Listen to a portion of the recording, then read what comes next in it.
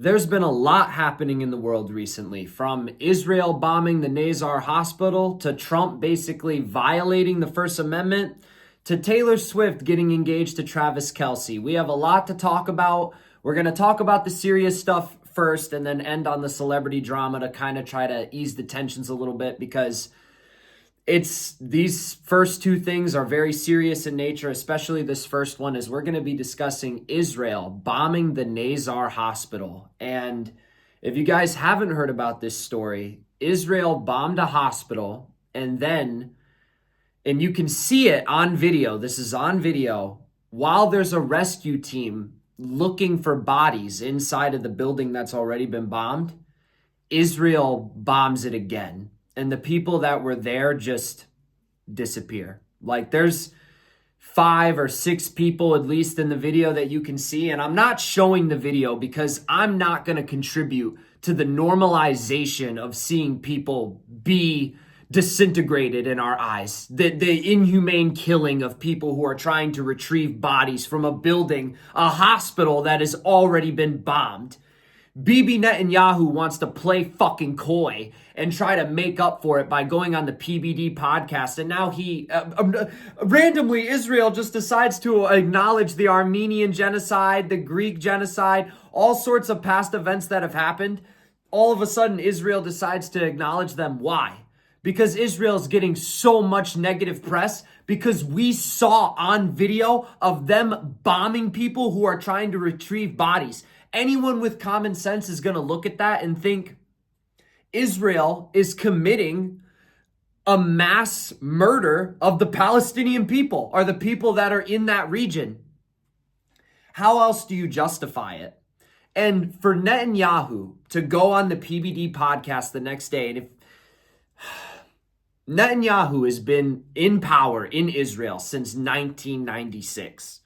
For him, this dictator who's been in power longer than Vladimir Putin's been in power in Russia, Netanyahu just does a better job at hiding it and changing the labels every now and then.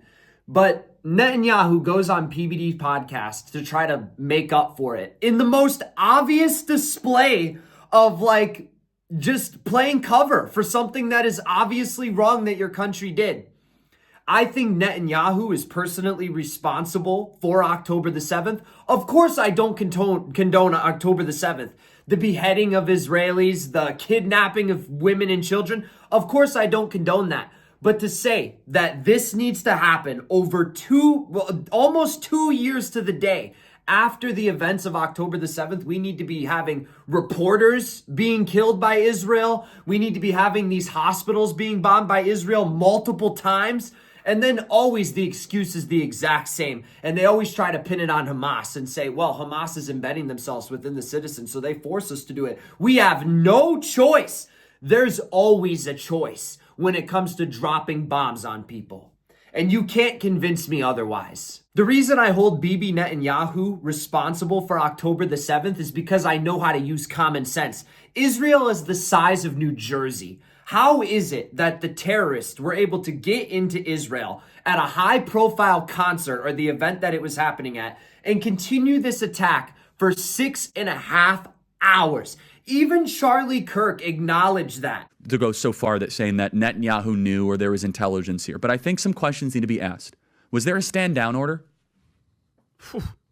Was there a stand-down order? 6 hours? I don't believe it.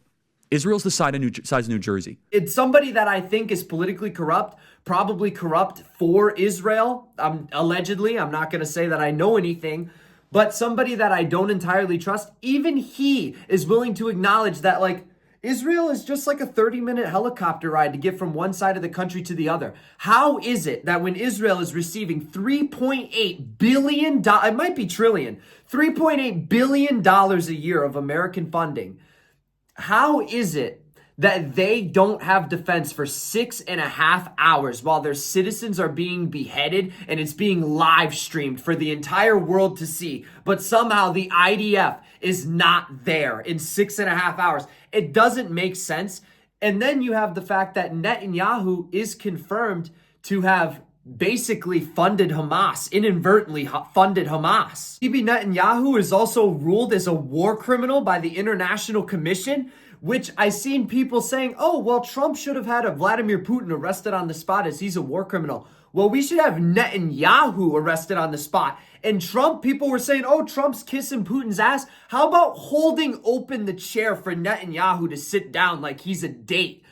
We should not be treating war criminals this way. At least when Trump does it in regards to Putin, I believe there's intention there. Maybe if you can get through to Putin, you can convince him to stop the loss of life. Trump is not doing anything to stop Israel at all. Not that Biden was either. The same exact things were happening under Biden. But then you have Trump actively bombing Iran and contributing to the Israel offensive as if they need our help. Look at our budget versus looking at Israel's budget.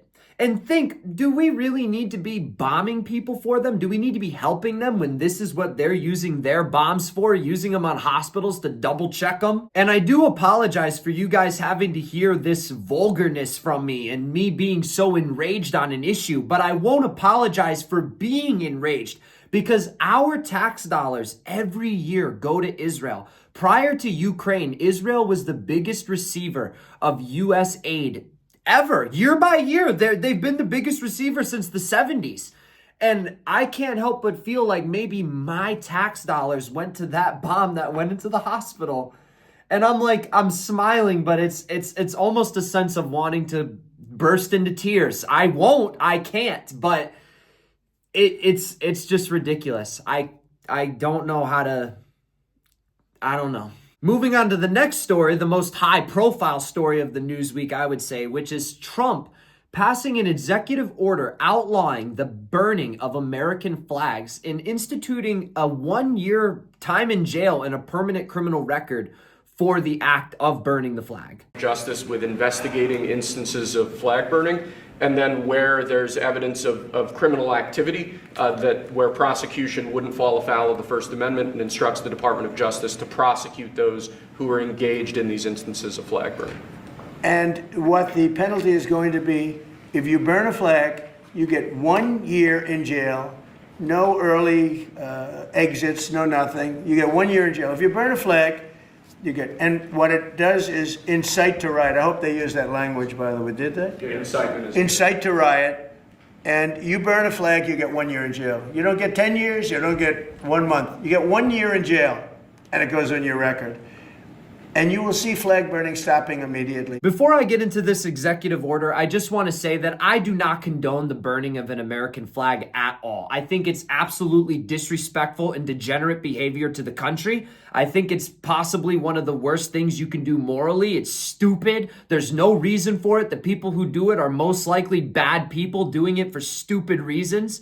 But I do believe that it is protected under the First Amendment that you should be allowed to burn the flag in form of protest, especially if it's a flag that you own. Do I think you should be able to go onto public property and burn up a flag that's in front of a school? Of course not. Of course not. But do I think that if I buy an American flag and I want to burn it on my private property in some sort of message against the government if I don't agree with something that they're doing? Absolutely. That is my right as an American to treat my property in the way that I want to be treated. Like I said, I don't agree with it. I don't think people should be burning it, no matter how unhappy I was under the Biden presidency. And trust me, I was pretty unhappy under Biden. And there's a lot of things that Trump has done that I don't like either. I wouldn't say I'm in favor of Trump's administration either. And with that being said, I still wouldn't ever burn an American flag because, like I said earlier, it's disrespectful to the freedoms that we do have into this country, the items that we can choose to enjoy, the freedoms that we have to be able to criticize President Trump and President Biden. But this is where this comes into a major issue. I do feel like Trump is violating the First Amendment by doing this executive order. In the court case of Texas versus Johnson, which was later reaffirmed in another Supreme Court case, which was called U.S. versus Eichmann in 1990, it says in a 5-4 decision that the court held that burning the flag constitutes a form of symbolic speech which is protected under the First Amendment's guarantee of free expression. The Republicans and the people that are MAGA, pro-Trump, follow him no matter what, will say, oh, well, it was a 5-4 ruling, it was democratic. Well, we don't agree with that ruling. Well, I do agree with that ruling. It was democratically voted, and to have one man come and overturn a democratically double, it was affirmed twice in 2 separate votes by the Supreme Court. To have one man come and overturn both of those Supreme Court decisions with the sign of a pen, executive order that he can just whip up out of nowhere, to me, does seem like a dictator. And I hate to say that because the Democrats like to throw that word around like it's pie. But in this sense, Trump is acting like a dictator. He is violating previous Supreme Court decisions and violating the First Amendment. And like I said earlier, I'm not defending flag burning. In 99.9% of all context, it's wrong. But right now, more than ever, I feel the urge to burn an American flag. I won't. I never will because I have that rationale in my head. But there's a small part of the rebel in me. Maybe it's the American in me that tells me if you tell me I can't burn my own American flag on my private property, I want to do it just to show you, motherfucker, I can do whatever the fuck I want to do because that's my right as an American. One, if not the main reason why I voted for President Trump is because the Democrats were violating the First Amendment. It seems like they were making hate speech prohibited. They were threatening Mark Zuckerberg to take down conservative voices or people that went against the big pharma narratives during COVID. The Democrats were genuinely pushing authoritarian lines. And you guys should be able to accept that the same way that I'm able to accept that Trump is doing the exact same thing, pushing these authoritarian lines by outlawing the burning of an American flag. And this to me highlights that both political sides are in on the exact same game, which is why you see Obama and Trump laughing it up together and then Trump prosecuting Obama not 4 months later with Tulsi Gabbard's report. It's all a big theater show game. It's all a game. Both sides are in on it as they both push towards authoritarianism. Both sides do not like the fact that we are free-willed. They don't like the fact that we all are dreamers, that we all want big aspirations, that we all want to do well for ourselves. They absolutely hate all of that. The way that they criticize Vladimir Putin, I think that Trump, Biden, Obama, all the people involved in this political apparatus, and that includes the other corporate schmucks that are on the way up, like Kamala, like J.D. Vance, like Gavin Newsom. I don't like any of these people. I think they're all in on it. They all don't come across as normal human beings to me. And I think that they're all out to establish what Putin has in the East with Russia. They want a dictatorship with the label of president. And they're both just pushing and pulling each other. Joe Biden was going to pass a law. Had it not been overruled by the Supreme Court, Joe Biden was going to make it to where every job under OSHA, you had to take the COVID vaccine. You would have had to have taken it. That sounds like dictatorship to me. The same way that Trump doing this sounds like dictatorship to me. The same way that Trump kind of manipulating the laws to put troops in DC might be them making us accustomed to it, maybe for something that's going to happen in the future. Both sides push and pull each other towards authoritarianism. Getting into our last story of today, like I said, on a more lighthearted note, we have Taylor Swift and Travis Kelce announcing their engagement. Congratulations to Taylor Swift and Travis Kelce. I'm not going to hate on a man and a woman finding love and getting married.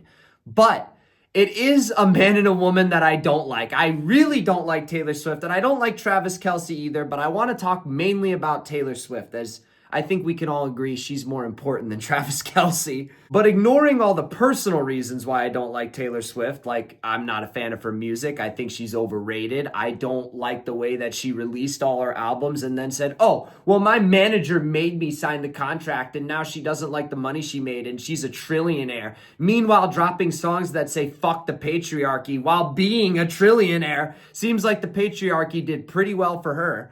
But ignoring all those personal reasons, the reason I don't like her is because I believe Taylor Swift, inadvertently or otherwise, promotes a radical version of feminism. I am all for feminism in the sense of men and women should have equal opportunity. 100%. Women should be able to work if they want to work. That's all well and good. But I think that Taylor Swift pushes a radical version of feminism that is anti-nuclear household, anti a woman staying at home and raising the kids while the man is out working. I think Taylor Swift pushes women to try to kind of live vicariously through her and not stay with the man, as Taylor Swift went through many high-profile celebrity relationships and basically do hookup culture and trash. Unlike Taylor Swift, who does have an amazing work ethic, most of these women in typical society who are following that model are doing nothing productive. And in today's age where you have medication being prescribed at an astronomical rate, including birth control, you have all sorts of new ingredients that have never been used in the food before being used in the food in the last 30 years. Same thing with medications, all sorts of new stuff in the medications. You gotta wonder, is all the women waiting until they're 30, 35 to have kids like Taylor Swift might be doing with Travis Kelce here, getting engaged at like age 36 or 37, however old Taylor Swift is? Is this bad for society? I would say yes, it is. Japan is already facing a population collapse that is immediately coming, and the US will undoubtedly lose a large majority of the population in the near future. Not to say that all of that and the population collapse and the end of the world is all Taylor Swift's fault. I'm not that big of a hater to say all that. But I do think that Taylor Swift undoubtedly is the biggest voice over females out of anybody in the entire world. She's probably the second most famous person in the entire world besides Trump himself. So Taylor Swift undoubtedly has a massive voice. When she re-releases albums that are already out, she sells more copies than anybody has ever sold in the first week, almost setting records for it, being in the top 10 for all-time first week sales on re-released albums. I emphasize that to say she has a massive influence. And I think the message that she pushes, like I said, inadvertently or otherwise, is negative for women. So when Taylor Swift and Travis Kelce finally do get married at the end of their engagement, I'll tell you 3 things that I know right off the top of my head. Number 1, Taylor Swift will never be a stay-at-home mom. Never. She will never stop doing her music, never stop her career. She will never go quote-unquote red-pilled or be a bread-baking mom, which is a shame because I do think that is where the woman is going to be the most happy. And I think the man is the most happy when providing. I don't think Taylor Swift is for that lifestyle. Number 2, she will not take Kelce's last name. You will not see Taylor Kelce. I think you're more likely to see Travis Swift. That's just me. So the next time you see Mahomes throwing it past the number 87, the back of that jersey is going to say Swift instead of Kelce. And the third thing is, and I hope Taylor Swift proves me wrong on this, I don't think she'll ever have kids. Even if she gets married to Travis Kelce, I don't think that she'll ever have kids. And I'm not obsessed with it. It's her business not to have kids. I just wish that the biggest influence over women out of any woman in the entire world, I personally wish that she would have kids. But like I said, I'm not obsessed with it. Everybody has the personal right to make their own personal choices. You do not have to have kids. But I think that that's the most commendable thing you can do, is to be a parent. I'm not even a parent, and I think that. I'm very young. But anyway, I hope you guys enjoyed today's video. A variety of topics today. Let me know what you think about any of the topics I addressed in the comments below. Make sure you hit like and subscribe if you enjoyed today's video, and I will see you all in the next one. Peace out.